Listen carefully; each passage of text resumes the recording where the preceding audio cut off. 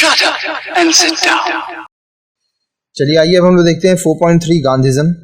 Mahatma Gandhi 1869 to 1948 was the supreme leader of the Indian nationalist movement, which he had led for about 30 years between 1917 and 1947.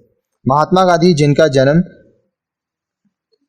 1869 में हुआ और मृत्यु 1948 में, वह भारत के जो नेशनलिस्ट राष्ट्रीय मूवमेंट था, nationalist the Indian nationalist movement, उसके सुप्रीम लीडर थे। ठीक है, और ये 30 साल तक इनका मूवमेंट चला, 1917 से 1947 के बीच। He was a thinker in so far as he had challenged most of the assumptions and doctrines of his times, and in their place provided possible and plausible alternatives. अब देखिए, वह एक थिंकर थे, वह विचारक थे, सोचते थे, और अपने समय पर उन जितने भी assumptions थे, डॉक्ट्रिन्स थे, नियम थे, सिद्धांत थे, उनको वह चुनौतियां देते थे। ठीक है, और उसके जगह वह पॉसिबल से ऑल्टरनेटिव्स देते थे कि ये सिद्धांत की जगह क्या सिद्धांत होना चाहिए। It is really difficult to project Gandhi ji in any particular frame. अब किसी एक दिशा में हम लोग गांधी जी को बोलना, उनके बारे में समझाना बहुत ही मुश्किल है। He was more than a Plato, one can possible call him a Socrates, and he was more than Aristotle, one can call him a Buddha. He was more than Mill or a Marx, one can call him Guru Nanak. अब देखिए, सब में आप उसको प्लेटो से ज़्यादा बोल सकते हैं उनको, ठीक है, या उनको आप सोक्रेट भी कह सकते हैं, आप उनके अरिस्टोटल से ज़्यादा कह सकते हैं, या आप उनको बुद्धा भी कह सकते हैं, आप उनको मिल या मार्क्स से ज़्यादा कह सकते हैं, आप उनको गुरु नानक भी बोल सकते हैं। Gandhi ji was liberal among the Marxist and a Marxist among the liberal.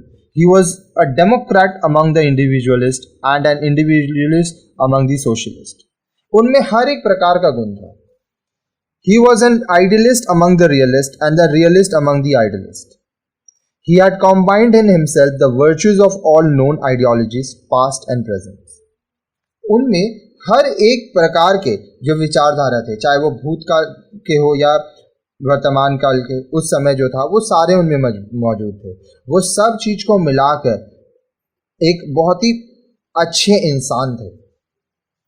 Gandhi as a critic of western civilisation, Gandhi ji जो वेस्टर्न सिविलाइजेशन थी, जो पश्चिमी सभ्यता थे, उसको वो क्रिटिसाइज करते थे। Gandhi was a critic of western civilisation. His complaints against the Western materialism is that it destroys the very essence of spiritualism. वो कहते थे कि जो वेस्टर्न सिविलाइजेशन है, ठीक है, पश्चिमी जो सभ्यता है, वो इतना मटेरियलिज्म है उसमें, इतना लोग सिर्फ अपने से मतलब रखते हैं या उनको पैसे से मतलब है, कि उनका जो अंदर का जो आत्मा है, ठीक है, अंतरात्मा, वो खत्म हो जाता है. He regarded the Western type of a man as an atomistic individual with all flesh and no soul. वो कहते थे कि जो लोग पश्चिम में रहते हैं, वहाँ का आदमी बिना आत्मा के है, उसके सिर्फ शरीर है, सिर्फ उसके शरीर में चमड़ा है, ठीक है, वह सिर्फ मांस हाड़ का आदमी है, उसके अंदर आत्मा नहीं है.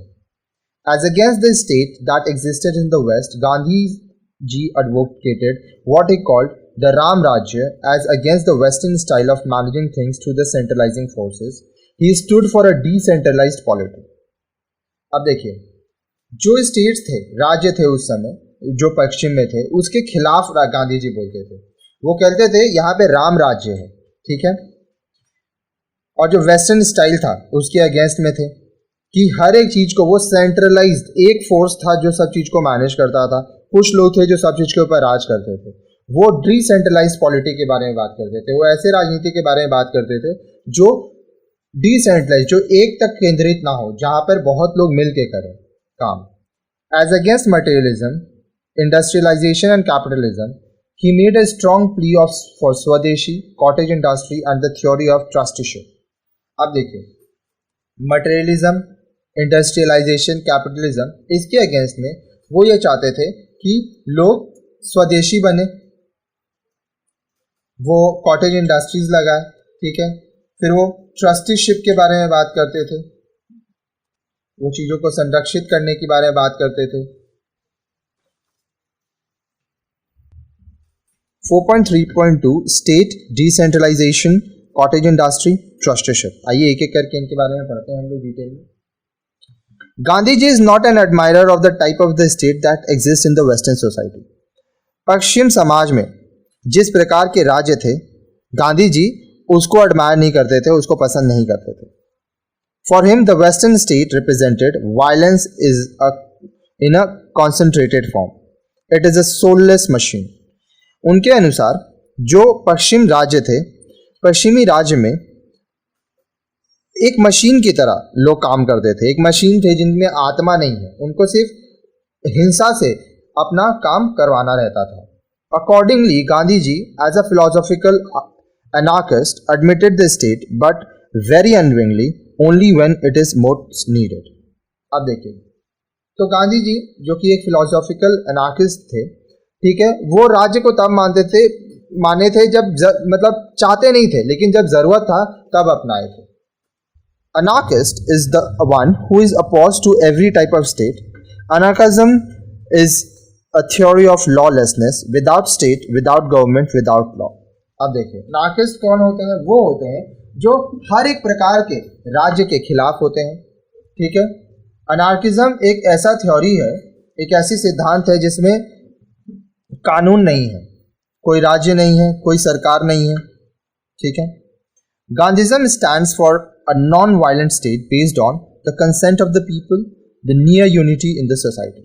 गांधी जी एक अहिंसावादी राज्य की बात करते थे, ठीक है, जिसमें जो लोग हैं उनका मत हो और जो समाज है उसमें सब एक साथ रहे, वो एकता की बात करते थे। Gandhi ji advocated decentralisation of power both political and economic. Gandhi ji के अनुसार जो शक्तियां हैं वो किसी एक के हाथ में नहीं होनी चाहिए या कुछ लोगों के हाथ में नहीं, वो एक बड़े क्षेत्र में बहुत लोगों के पास होनी चाहिए, चाहे वो राजनीतिक रूप में हो चाहे आर्थिक रूप में। The spirit of Gandhian democracy is the spirit of decentralisation.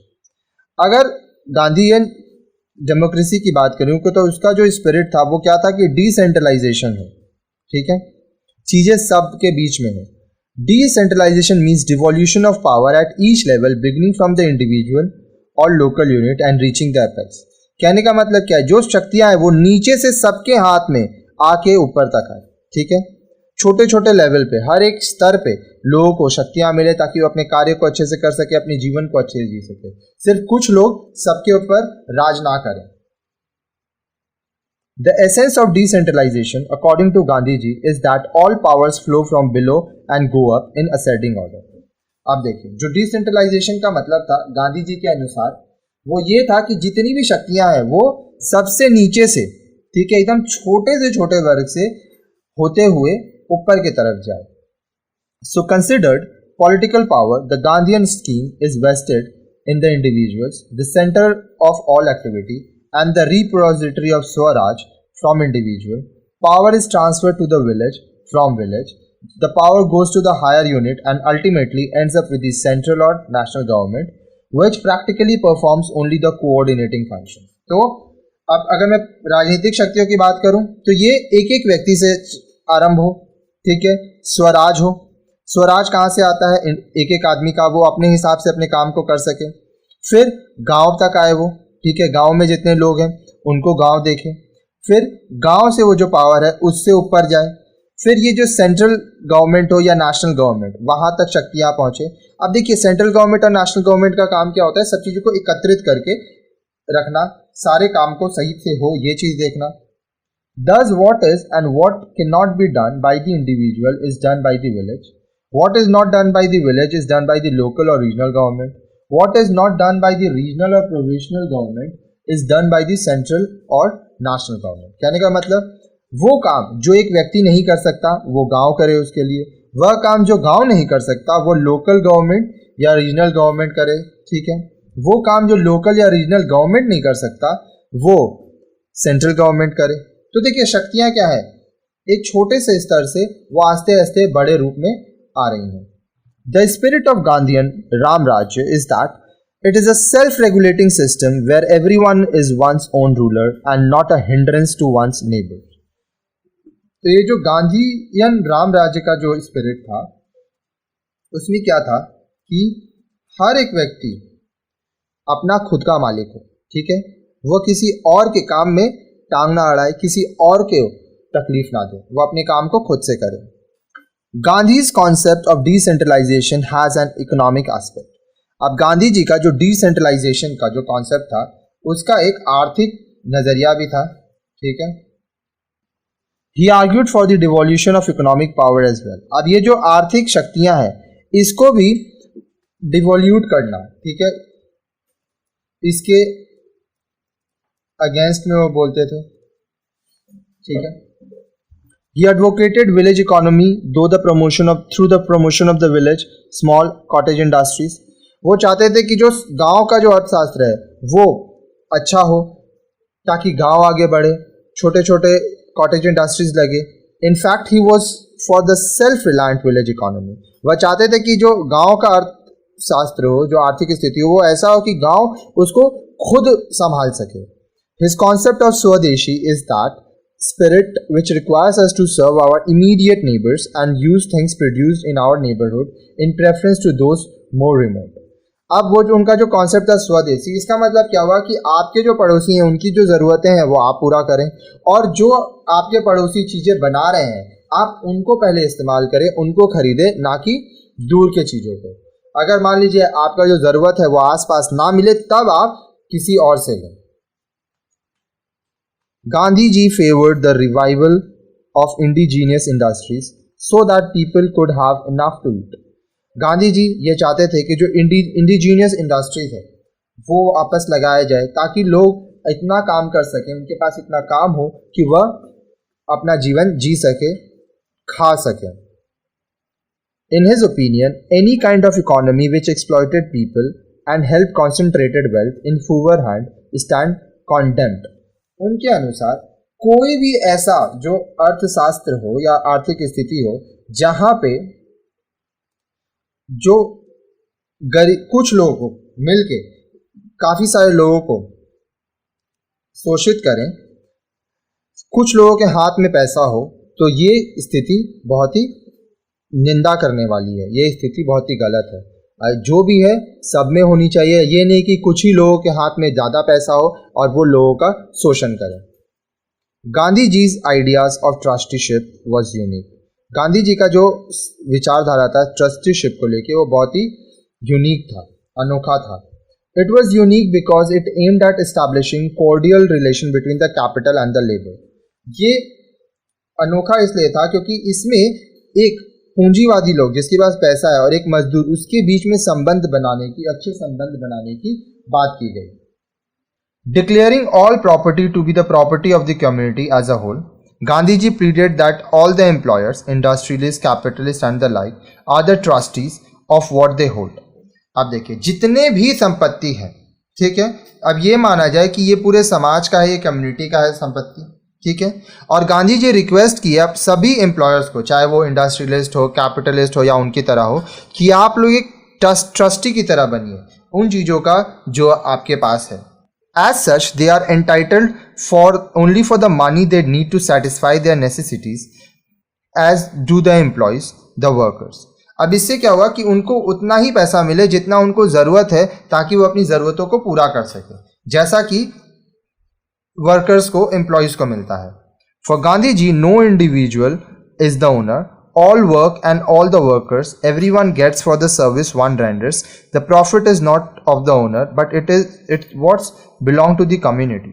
उनके अनुसार कोई भी एक व्यक्ति मालिक नहीं है।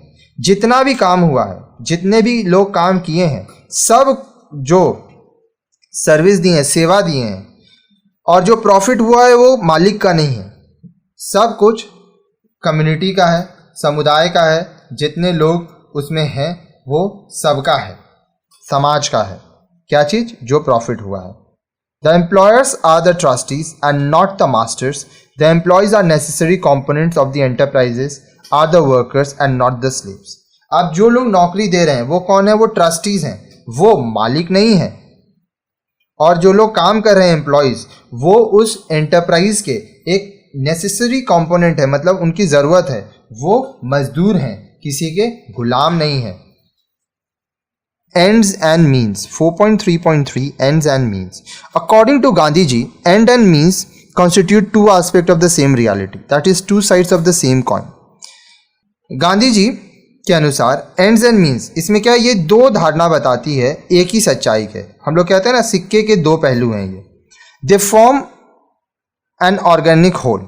यह एक ऑर्गेनिक होल मतलब पूरा जैविक जीवन के बारे में बताते हैं. End grows out of the means as are the means so are the ends. अब देखिए, कहते हैं ना, जैसा बोओगे वैसा पाओगे. ठीक है, तो अंत वही होगा जो आप किए थे. आपके पास जैसा होगा वैसा आपको मिलेगा. लोग बोलते हैं जैसी करनी वैसी भरनी. गांधी जी यूज्ड टू से. He also said the means may be likened to a seed, the ends to a tree, and there is just the same inviolable connection between the means and the ends as there is a between the seed and the tree. Gandhi ji के अनुसार जो means है वो क्या है, वो आपका एक बीज है, और एंड्स क्या है, एक पेड़ है. आप जैसा बीज लगाते हैं आपको वैसा ही पेड़ मिलता है, और आप उसी को एंजॉय करते हैं. अगर आप गलत काम करेंगे तो आपके संग गलत होगा, अच्छा काम करेंगे तो अच्छा होगा.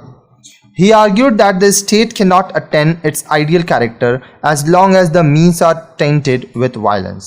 वो कहते हैं कि राज्य तब तक अच्छा नहीं होगा अगर उसके जो मीन्स है, उसके जो लोग हैं, वो हिंसा से अपना काम करें. जहाँ पे लोग हिंसा से काम करते हैं वो एक अच्छा माहौल नहीं होता है. That is why he always laid emphasis on the purity of means to achieve the ends. इसलिए वो हमेशा इस बात पर जोर देते हैं कि जो लोग हैं वो ठीक रहें, ताकि जो अंत है, जो समाज बने, वो अच्छा बने. Impure means cannot achieve pure ends. जहाँ पे लोग अच्छे नहीं हैं वहाँ पे समाज अच्छा नहीं हो सकता. He said once, I would not accept Swaraj if it comes through bloodshed. मैं स्वराज को नहीं मारूंगा अगर ये स्वराज जो मुझे मिल रहा है वह खून की होली से मिला, मतलब ये कि इसमें किसी का खून है.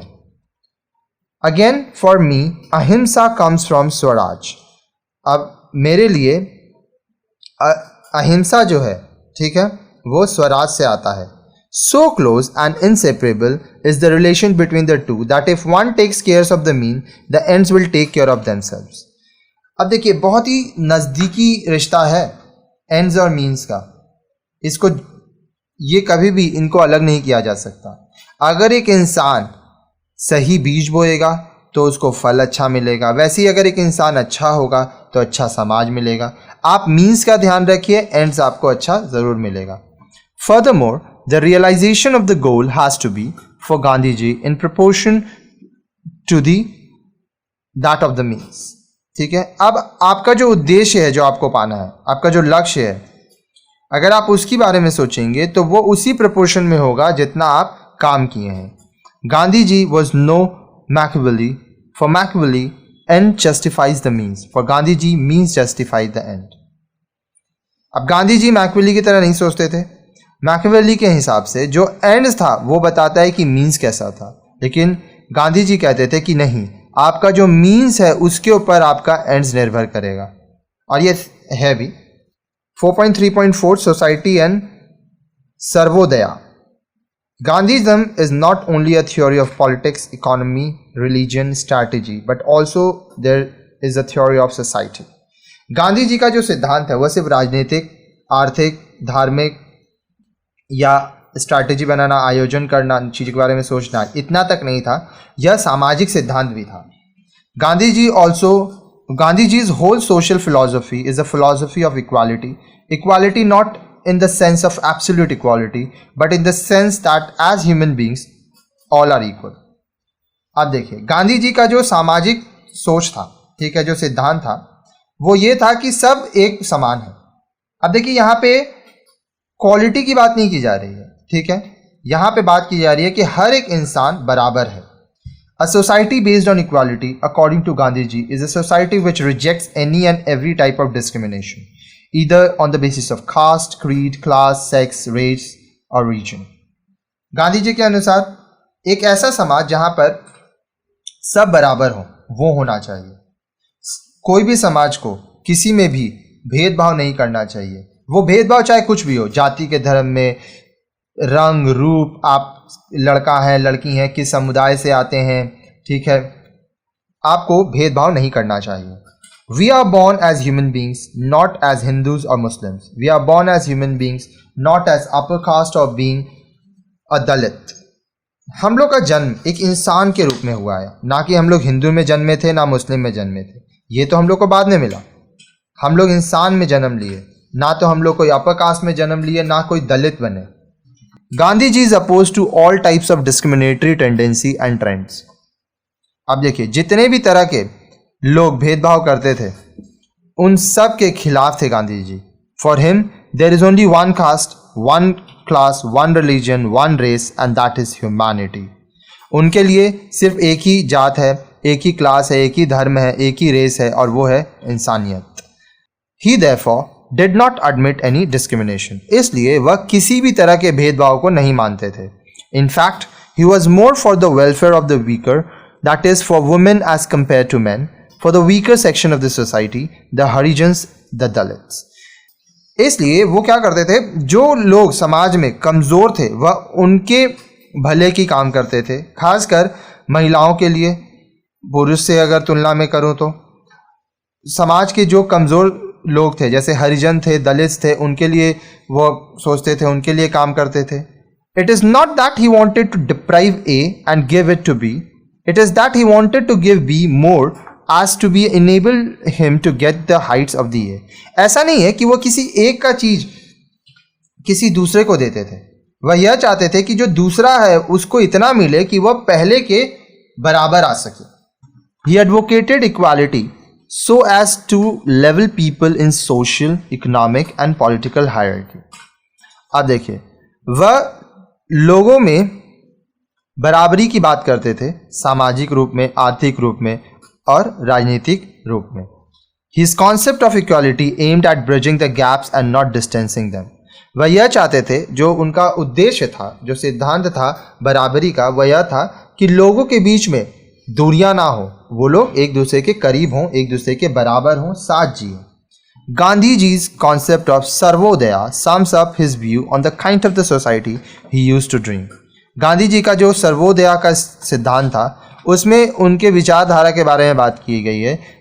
वो जो सपना देखते थे समाज के लिए, जिस प्रकार का वो समाज का सपना देखते थे।